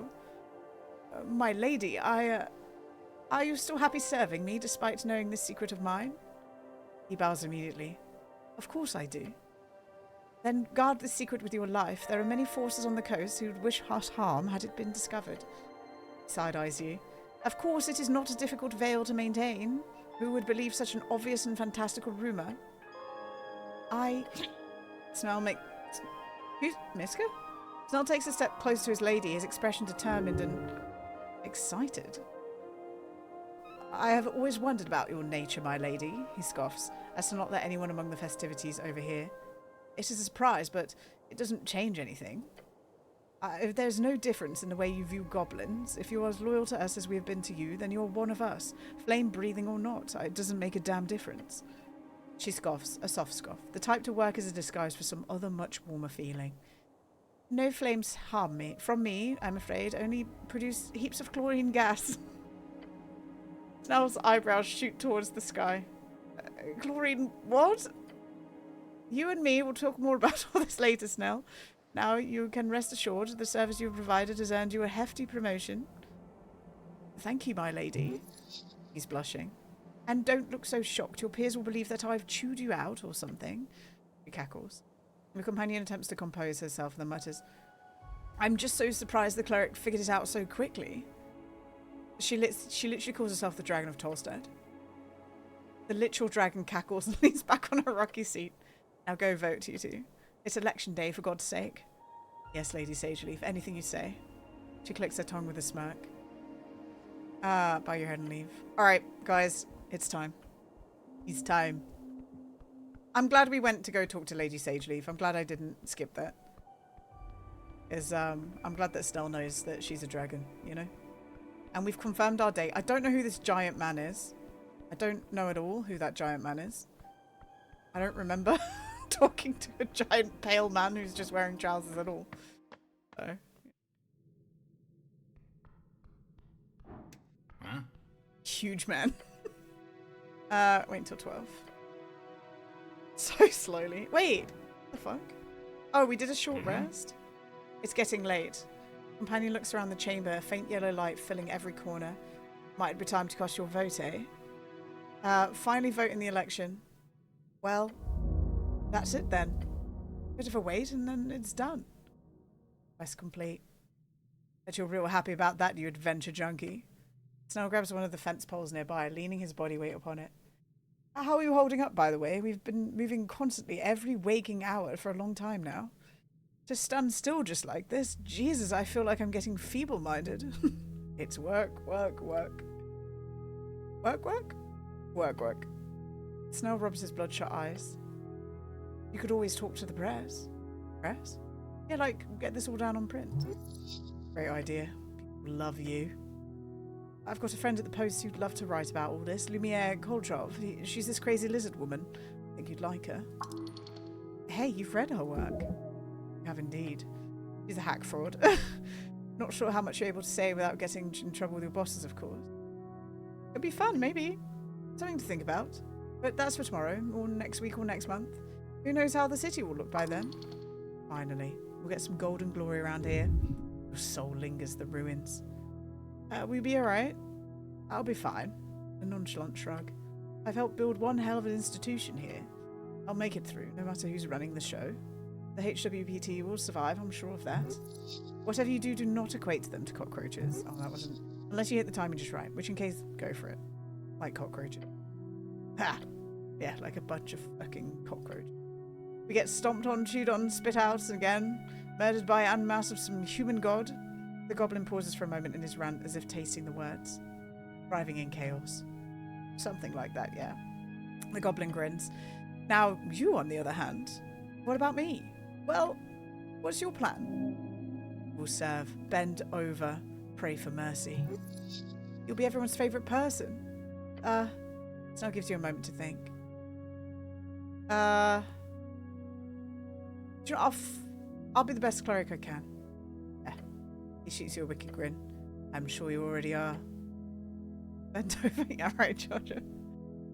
Thanks again for telling Darrow to shove it. That was great to see. I did. When? You know, when he told you to dismiss me. That was cool. Really didn't expect it.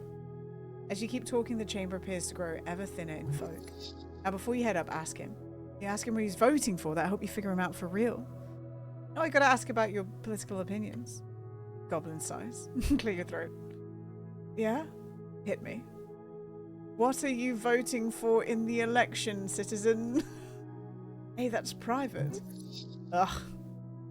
Come on, after everything we've been through? It's still private. But he lets out a hearty scoff. I'll tell you this much, though. It won't be for the free striders. Good choice. I'm not really sure how healthy an anti-stance really is, but I'm sure they'll win in the end anyhow. They always seem to do just that. Hi, you know what man. And you're voting for yourself, I assume? Yeah. Cool. I read your many comments correctly then. Wait, that means I kept saying I was voting for myself the most, guys. He brings out a yellow notepad. Not the type to write stuff down, I swear. But at some point I realised I should note down how often you make all these political comments. It got pretty ridiculous at some point. He flips through it. Here. Snail shows you a page full of scribbled lines. It's like 30 times, Cleric. I'm not saying you should be politically engaged, but you're clearly a bit too fixated. I breathe politics. It's in my veins. I suppose so. The goblin shakes his head, placing the yellow notepad back in his jacket. He looks away. Silence takes over between the two of you. There is something. Hmm? Something is left unspoken. It's weighing on Snell's mind. He takes a deep... Just a bit longer, then it's all done. He's not one to address it unless you do first. Aww. You solved the tea shop mystery. You fixed his lamp. You took a breather together. You stood up for him against Darrow. He saved you from the gelatinous cube. Nice. Thank God, because we rolled an 8, which is pretty fucking low. Snell is a good person. You can trust him and you understand him. What is he thinking about then? He's thinking of... Earth. Oh. There is a lot of unspoken about your encounter in the void. Let him ask it. You're thinking about something. I am? Yeah, I can tell. Let's talk about Earth. Goblin slowly closes his eyes, relaxing his posture. He's carrying it no longer. Yes, I have to ask. I just had a brisk conversation with the man who personally slaughtered my entire race. Let me ask, what the fuck am I supposed to feel about that? I think you made your opinions very clear to his face, which is impressive, by the way. Yeah, I figured I'm the only goblin alive who's actually going to get the chance to rage on the guy. It'd be a shame if I let that chance slip away. But he rubs his eyes. His brow furrows into scrunched mess as he adjusts his jacket. Tick. I don't know. Part of me hates that he got to me at all. He just seems like a regretful old man. Exactly. Something that's about that look in his eye. I would expect that look in the eyes of someone with that kind of power, who had that kind of power. I just knew from the start that it was all just a gamble. I don't know how to even process that. And that's how all these gods went about it, following divine visions of whichever dice roll. Dude, I fucking said it, didn't I? We're the god, like... We're a god. We are a god, because we can see the dice rolls. Had the greatest chance of success. It's insane. Snell places a claw up against his temple. It's just this old man there, demanding every choice is made, as if he were infallible, while also showing so much regret, like he knows how much he's fucked up along the way. But he'd still do it again. Am I supposed to feel bad for him, or should I be some all-forgiving monk just because he did his best? On top of that, he had the gall to tell me what I should do, like his words were anything other than the ramblings of a dead god. Fuck, I don't know. He looks down at his beautifully carved dwarven tiles. How do you feel about it? He's looking for some genuine shit here. Don't be too human negative, he won't like that. I don't know, Snell. I'm only human. Your comment forces a laugh out of him. Sure are. Couldn't have gone better. I did it! The dwarf at the intensely voting dwarf. The dwarf at the front of the queue yells, his voice echoing out in the now almost empty temple chamber. I finally voted. I actually did it. He steps back from the ballot box, wiping sweat from his brow. The dwarf turns to look out over the chamber, tears streaming from his bloodshot eyes. Didn't think it would be so difficult. At least you got one guy who cares as much about politics as you. With this gentleman done, you see nothing now. Nothing standing between you and your voice. Such a waste of time. It's time. Here we go, guys. Oh. Okay. The end of Election Day. You approach the ballot box. It's slit. A canyon of possibilities. You should really try to find a girlfriend. Time to cast this damn vote. The guy next to you drops his own voting card. As he too leaves the chamber, only you and Snell remain. Speaking of which, here. From his breast pocket, the goblin shows you a freshly printed voting card, without any of the boxes filled in. You rummage in your pouch for a moment until you find it. Your old voting card. It's so damn crinkled, and all the boxes are filled in for some reason. I already have one. Hide your screen while you vote. I'm going to vote for myself, obviously. Yeah, but they won't accept that. Rules clearly state only one box can be filled in.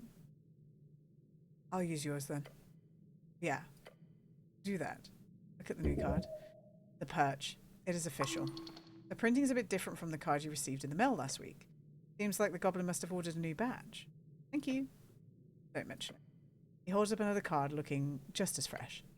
I just snagged an extra when I took one for myself. Unceremoniously, Snell then drops his own voting card into the box. Huh? Done. He did it just like that? Stare at his calm demeanour and gasp. What do you want, a fucking ritual, song and dance? It's in the box, that's what matters. I think I'm just nervous since this means... Realise what's happening. Yeah. Snell steps aside. Turn, Cleric. The ballot box looms. Planning to leave, he instead looks back with a scrunched expression. Just got to ask one more thing. The prayer. What? No. The prayer. The old man mentioned you would pray every night for one thing. It's been killing me, so I've got to ask. What was it? Yeah? The goblin gives you an almost desperate look. He needs to hear this. Can't hurt to share. Not anyone will ever ask you ever again. It's an idiotic thing. You will surely enjoy hearing it. It's, Snell crosses his arms. I would look at the window each night. I'd then look at the moon and the dark sky. And then I would ask Earth to give me one thing. Yeah? He leans in. What was it? Hold up a finger. One. Only one is enough. No! I prayed for one friend. The goblin listens. One friend be enough. That's... Gives you a shrug. It's not unreasonable. Do I have low standards? Potentially, the goblin says, attempting to contain a laugh. That's not a bad trait. He holds up a sharp claw. A friendly gesture. Take it. A hand to shake. Be careful. Don't touch him too much. Be cool. Give him a tap or something. Tap it. The goblin meets it with a satisfying slap. Hells yeah. Dear round cleric. Guys, we have a friend. It's Snell. Your goblin companion then walks down the stairs, heading straight for the exit. He then goes, you hear him yell, and don't vote for anything stupid. Watch him leave the Temple of Earth. Then you're alone. Turn back to the ballot box. You see it staring at you. Next to it, a simple pencil. Just you and this amazing little box. Could you imagine? A dozen revolutions, decades of violence and upheaval, all to get you the chance to write whatever you want on that silly little paper and drop it into that silly little box. You are now about to contribute as one in approximately 300,000. For comparison, the textbook on esoteric history you read for your Towers initialization was 327,000 words long. Imagine yourself as one of those words. Realize how vastly this action matters, and oh my god, is fucking meth talking to us right now? In the grand scheme of Norfolk. Yet one singular word in that tome can change its entire meaning. You do not know much, but you know this matters. Votes. Everything upon your shoulders.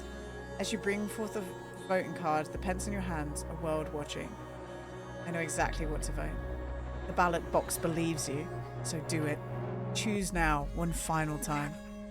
Is this voting? Found important, meek, think, maskable, choose good. You want to help me choose? Oh, is there Mimic to vote for? There should be, but no. Oh, then Meek will skip. Your talking scarf morphs back into a not talking scarf. The ballot box calls to you. You can delay it no longer. I'm going to vote for. We're going to vote for ourselves. Vote for Snow.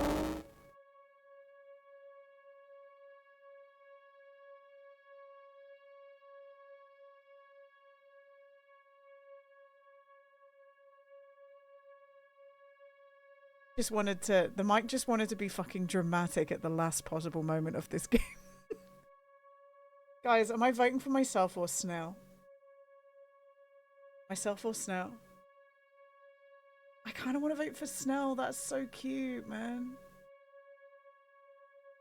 I'm voting for Snell. Snell would be a good goblin companion. A true leader in the making. A truly unambiguously wise choice. Hold up the voting card. You hold the card in your hand, the ballot box below. A symbol for everything you are, everything you can be. Once you put this voting card inside this box, you have already made your choice. Now follow the string. The fuck? Oh. We'll never find out. That was it.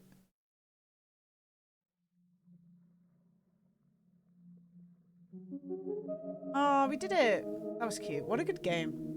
What a shame this game hasn't been played by fucking everyone. I do understand why, because it's a lot of reading, but what a good game. Very, very cool.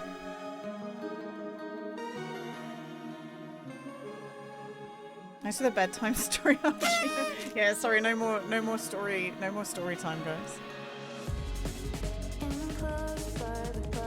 Oh my god, sing it. I'm sad it's over. It seems like there's different paths you can choose though, which is cool. What time is it? Okay, we're alright. Good game though.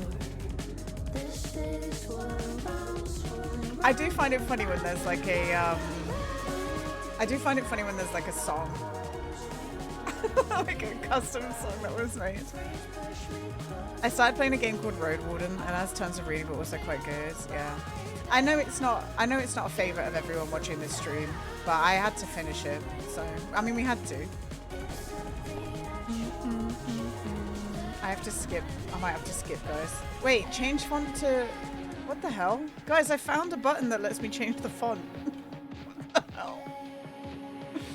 The fuck? I don't remember. I don't even know what it was. Oh god. I was trying to skip. Oh god, what am I pressing now?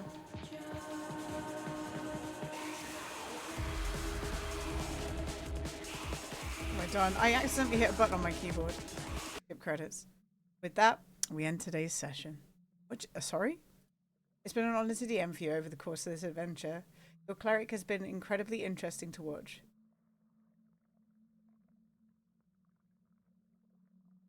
I still can't believe you signed Everglad's contract. That will change my plans quite a bit. Oh, fuck.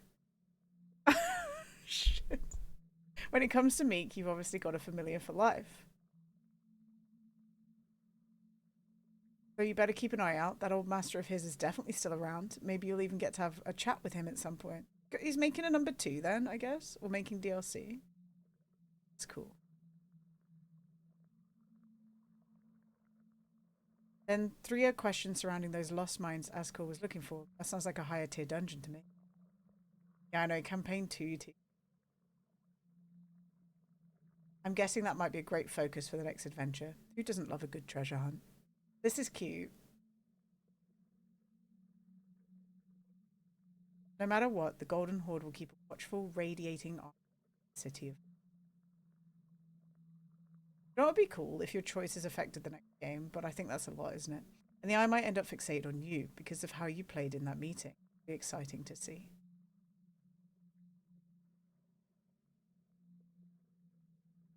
Ultimately, though, I am most intrigued by your encounter with Earth. For Snell, it was a meeting with the horrors of the past.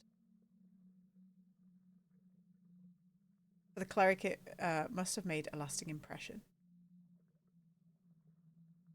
One that will shape his future and the era to come. Speaking of which, who won the election? With the election done, I feel like this campaign needs a time skip. Couple of months, years?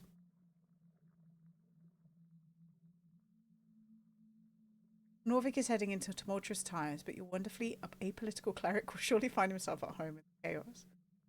My little apolitical cleric. I can't wait to see what you do next. That's the guy who made the game.